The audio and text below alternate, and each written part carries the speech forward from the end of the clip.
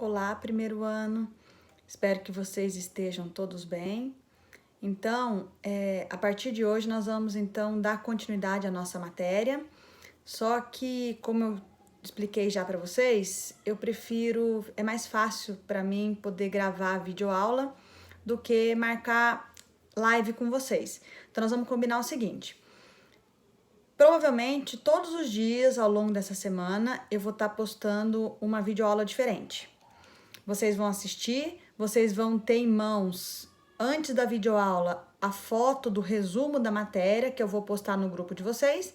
Aí vocês vão assistindo essas videoaulas e vão acompanhando pelo resumo. Caso vocês tenham alguma dúvida que não consegue ser sanada pela leitura da apostila ou assistindo a videoaula, eu vou, ao longo do tempo agora, eu vou vendo a possibilidade da gente marcar um dia na semana para a gente fazer uma live, para a gente poder tirar as dúvidas, tá? Então, nós vamos conduzir a matéria ao longo da semana e, havendo a necessidade, a gente combina, então, essa live, tudo bem?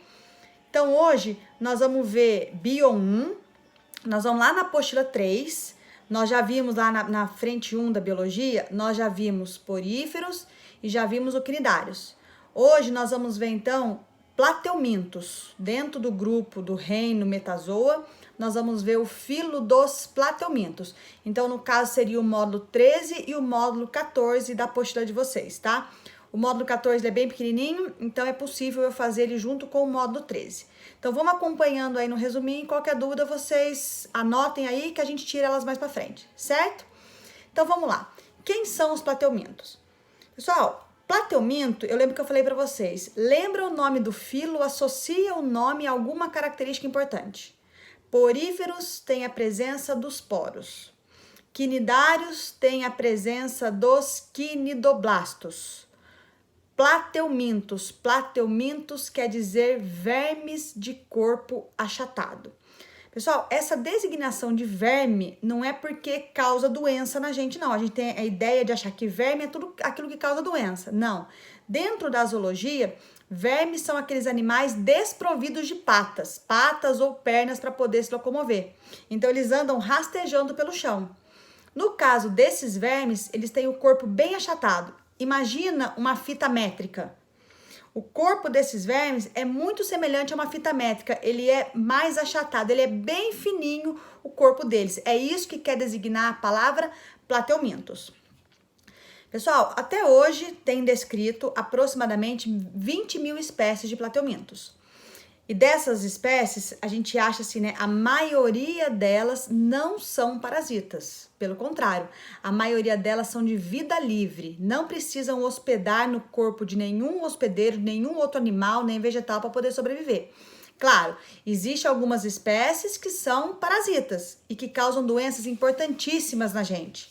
Que eu vou falar mais daqui a pouquinho quem são essas espécies, retratar mais um pouquinho sobre elas. Mas a maioria deles não, elas apresentam vida livre. Onde nós encontramos ele? Água doce, água salgada, ou se não, um ambiente terrestre úmido. É necessário a presença de umidade no ambiente terrestre para que esses animais, então, consigam sobreviver. Vamos falar um pouquinho agora sobre as características gerais dos plateumintos. Pessoal, como existe 20 mil espécies, nós temos que escolher alguma para a gente poder retratar, usar essa como referência para poder falar das demais espécies. Nós vamos escolher, então, o representante mais comum, que é a chamada planária. Planária é esse animalzinho que tem essa fotinho aí para vocês. Esse animalzinho, nós encontramos ele em águas limpas, águas mais rasas, limpas, riachos, é muito comum, cachoeira, de água bem rasinha. Também é muito comum em solo úmido, debaixo de folha, madeira, que está em decomposição. É comum você, quem tem uma horta em casa, um quintal em casa com bastante folha no chão em decomposição, é muito comum você encontrar esse animal ali. Ele é relativamente pequenininho, olha só, tem de 1 a 2 centímetros no máximo. E olha que na região anterior, que a gente chama de cabeça deles, tem a presença de 2 ocelos. Gente, ocelos não são olhos, porque imagina, são animais muito simples, ainda não conseguem formar a imagem de nada.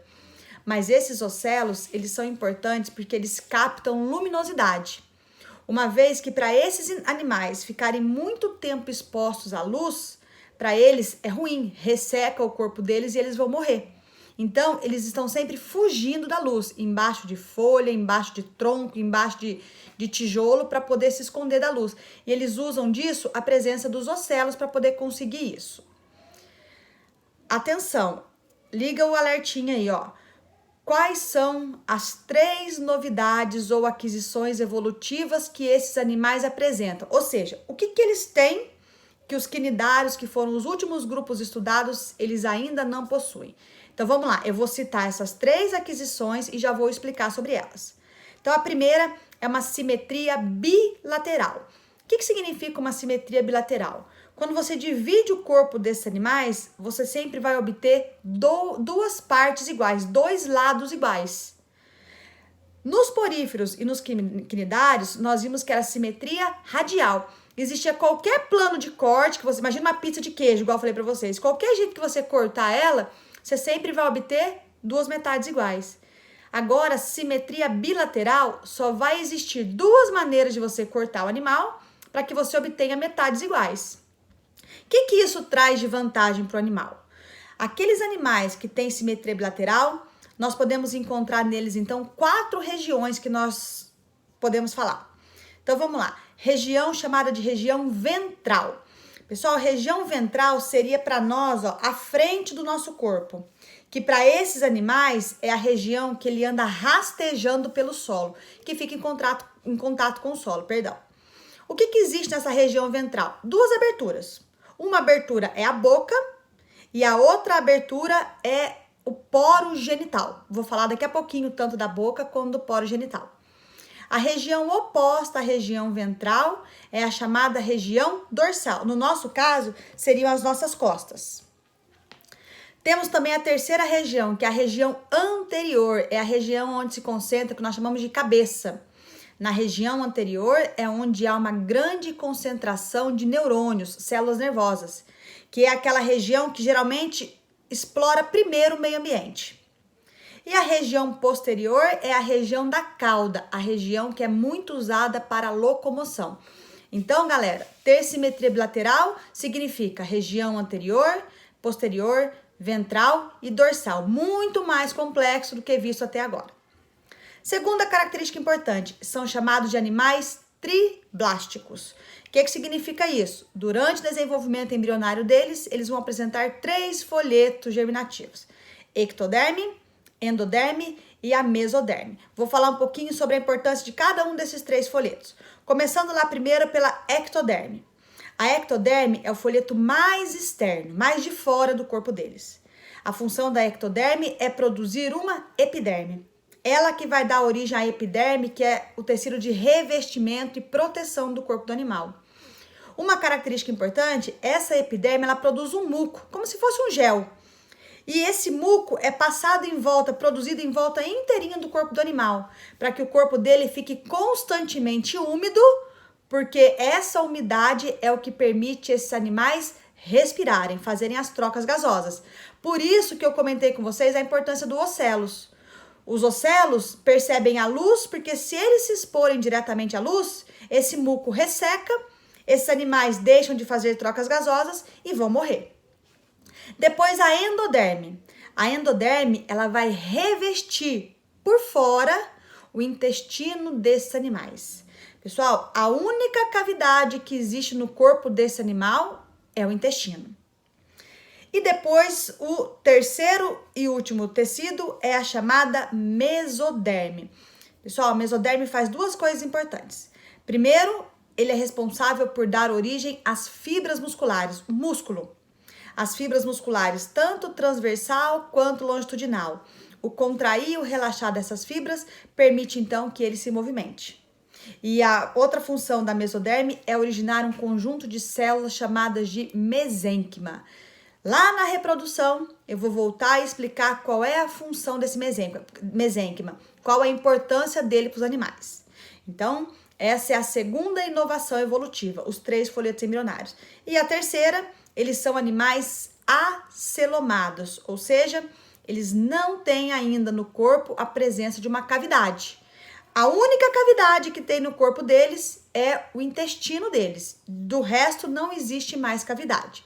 Pessoal, acende uma lanterninha aí, uma luzinha para vocês aí e guarda. Essas 3 aquisições são muito importantes vocês saberem.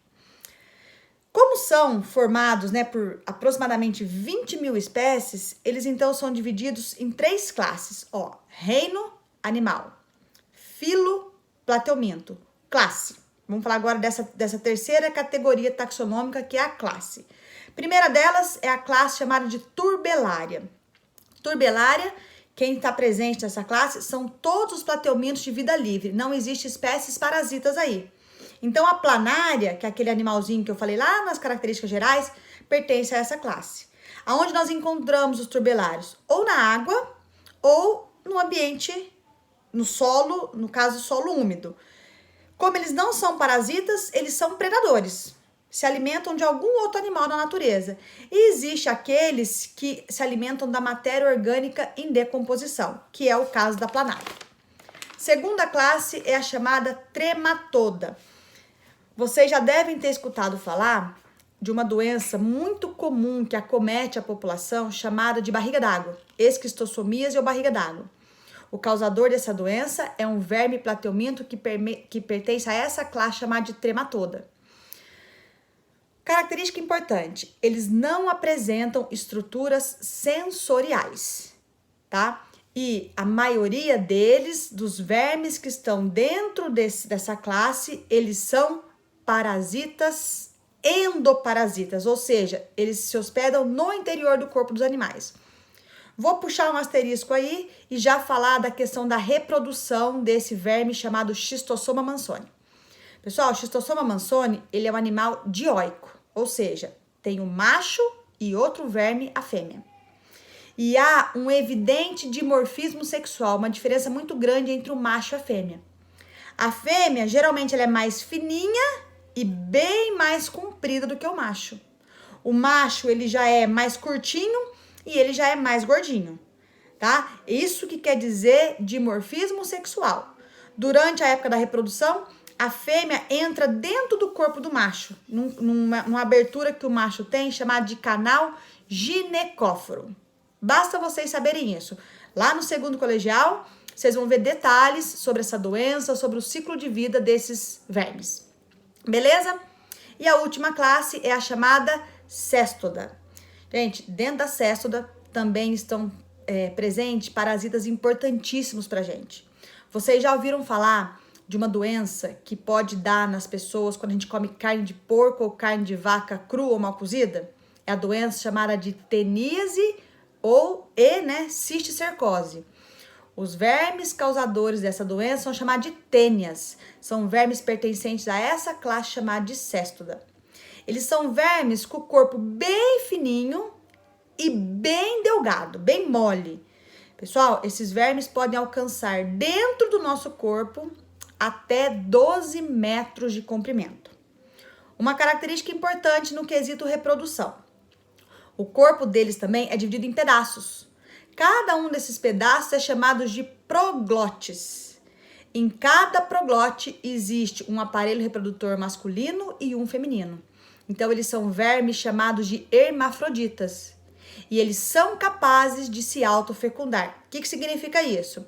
O espermatozoide que ele mesmo produz é capaz de fecundar o óvulo que ele mesmo produz e originar descendentes. Coisa que é raríssimo acontecer no mundo animal. Acontece com esses vermes.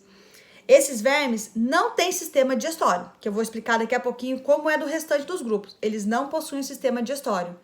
Por isso que eles já absorvem do hospedeiro, que somos nós, os nutrientes prontinhos que eles precisam. Eles grudam lá no nosso intestino e tudo que a gente come, na verdade, não tá indo pra gente, né? Esse verme vai se apossando, vai aproveitando desses nutrientes para a sobrevivência deles.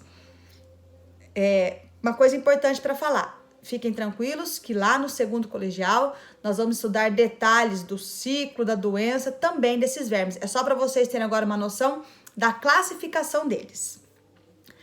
Vamos falar um pouquinho da organização corporal deles. Como eu falei no começo da nossa aula, a planária, ela é o animal mais representativo para nós. Então nós vamos estudar agora a organização corporal desse animalzinho chamado de planária.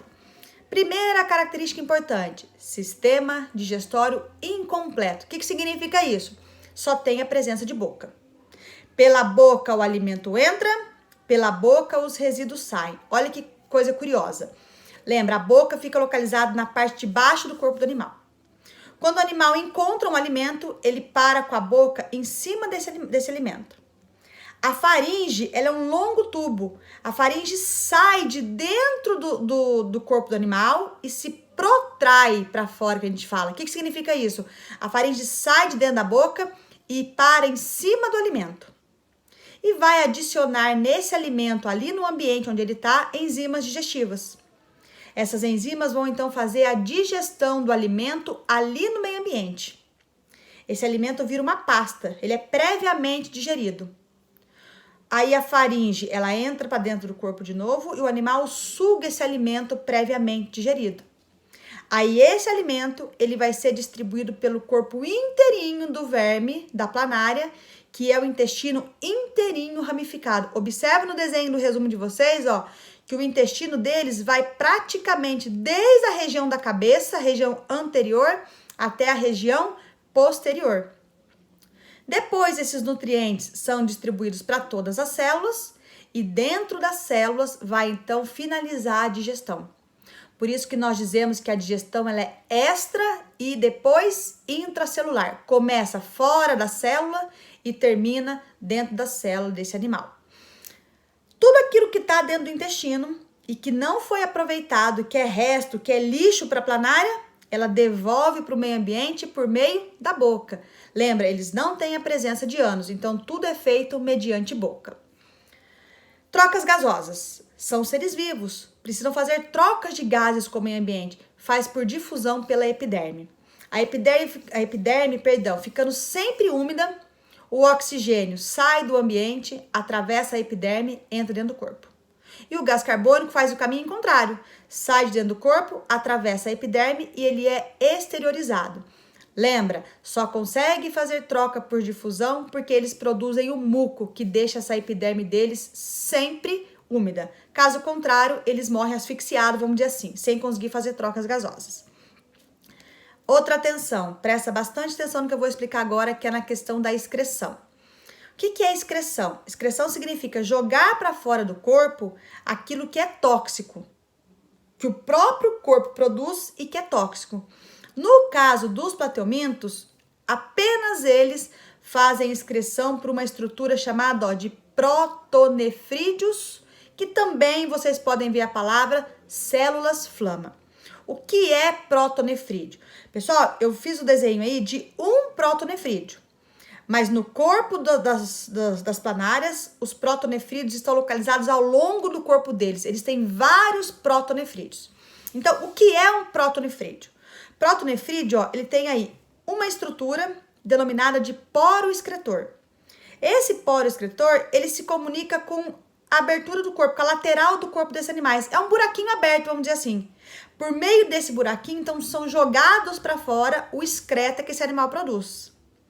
Ligado a esse poro excretor, tem a presença da célula flama. Essa célula flama é uma célula especial.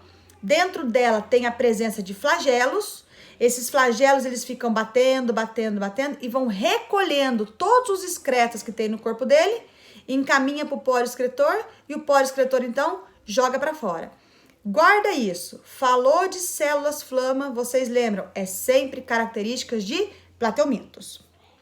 Sistema nervoso deles. Sistema nervoso é do tipo ganglionar. Pessoal, o sistema nervoso deles agora é muito mais organizado. Tem a presença de neurônios se organizando bastante. E o que é importante vocês saberem do sistema nervoso? Observe que lá na região anterior da cabeça deles, tem a presença de dois grandes gânglios cerebroides. Ou seja, são muitos neurônios concentrados ali na cabeça, formando esses grandes gânglios cerebroides. Esses gânglios, eles se comunicam com o restante do corpo por meio de dois chamados cordões nervosos longitudinais. E esses cordões nervosos se comunicam entre si por meio dos nervos transversais. Patrícia, o que é tudo isso? Tudo isso são neurônios.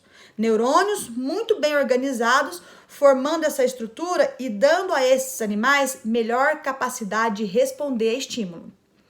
Gente, nesse grupo de animais inicia uma coisa chamada de cefalização.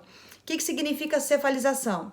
Os neurônios começam a se concentrar em maior quantidade na região anterior da cabeça, aonde vai formar lá na frente no grupo dos animais o chamado encéfalo.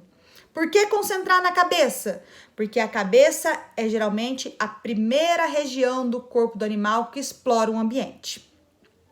E a última característica aí é que eles não possuem sistema circulatório. Gente, eles não têm sangue circulando no corpo deles. Você pode pisar em cima de uma planária que não vai sair sangue. E eles não têm nenhum líquido circulando dentro do corpo deles. Como é que faz então para poder distribuir os nutrientes? Como é que faz para poder distribuir os gases? Lembra, os nutrientes são distribuídos pelo intestino, que é ramificado no corpo inteiro. Então não precisa de ninguém distribuir eles. E os gases, como eles são animais bem fininhos, simplesmente por ser fininho, os gases conseguem percorrer o corpo deles sem necessitar da ajuda de nada e nem de ninguém. Então, o formato do corpo deles é o grande aliado por esses animais conseguirem viver sem ter a presença de um sistema circulatório. E para nós finalizarmos, então, vamos falar da reprodução. Vamos falar da reprodução apenas das planárias, que é o representante em estudo para nós. Pessoal, as planárias, elas são, olha lá, hermafroditas. Ou seja, tem os dois sexos, o masculino e o feminino. Mas uma planária sozinha não consegue reproduzir, ela precisa de um parceiro. Então, pessoal, duas planárias se aproximam, levantam a região ventral, que é aquela que está em contato no chão, levanta a região ventral e colocam em contato os poros genitais. O poro genital de uma fica em contato com o poro genital da outra. E elas trocam espermatozoides. Uma manda espermatozoide para outra. Pronto, se afastou. Por isso que eu coloquei lá, ó, é fecundação cruzada. Elas trocam espermatozoides e fecundação interna. Os gametas se encontram dentro do corpo da planária. Pessoal, cada uma das planárias, então, vai ser fecundada. Vai se formar um novo indivíduo. Esse embriãozinho, ele é expelido, ele é jogado para fora do corpo da planária, ele fica envolvido num casulo protetor, numa capinha protetora, e ali dentro a planária vai desenvolvendo. Quando ela estiver prontinha, ela simplesmente sai desse casulo e passa a ter a sua vida independente. O desenvolvimento deles, a gente fala que é o desenvolvimento direto. O que significa isso? Não passa por fase de larva. Quando a planária nasce, ela já é, vamos dizer assim, uma mãe e um pai dela em miniatura, já é um adulto em miniatura, não passa por fase de larva. E para nós terminarmos, esses animais, apesar de serem mais complexos do que os poríferos, do que os cnidários, eles ainda são dotados de uma alta capacidade de regeneração. Se eu pegar uma planária e dividir ela no meio, cada um desses pedaços dela vai originar uma nova planária. Eu vou ter duas novas planárias. Como que é possível isso?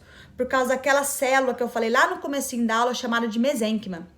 Essas células são células indiferenciadas, que elas conseguem, então, se transformar em qualquer outro tipo de célula do corpo da planária e formar aí duas novas planárias. Beleza, pessoal? Então, olha só, vocês hoje tiveram dois módulos, né? Dois módulos relativamente curtos. Eu vou passar instruções para vocês sobre os exercícios. Vocês assistam. Se tiver alguma dúvida, anotem as dúvidas aí. E provavelmente amanhã estarei postando para vocês mais uma videoaula. Grande abraço a todos.